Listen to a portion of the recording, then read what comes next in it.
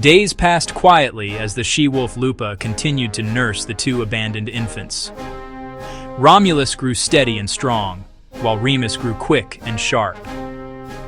The cave became their first home, protected by the wolf's warmth. Each morning, Lupa carried food to them with motherly care. The gods watched silently, letting nature guide their growth. One day, a shepherd named Faustulus wandered near the riverbank.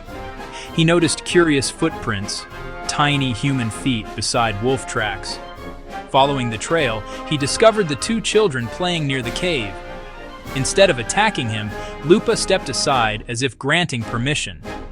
Faustulus understood that the gods had placed these children in his path. He carried the twins gently to his humble cottage.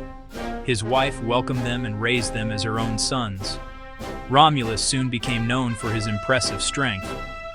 Remus became known for his clever mind and quick reflexes. The boys grew up tending flocks, climbing hills, and exploring forests. Yet animals treated them strangely, never fearful, almost respectful.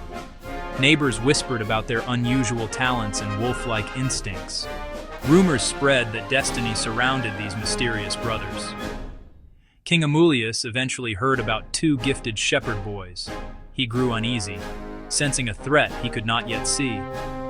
Meanwhile, Mars watched proudly from the heavens, knowing his sons were growing into their fate. And destiny moved a little closer with each passing day.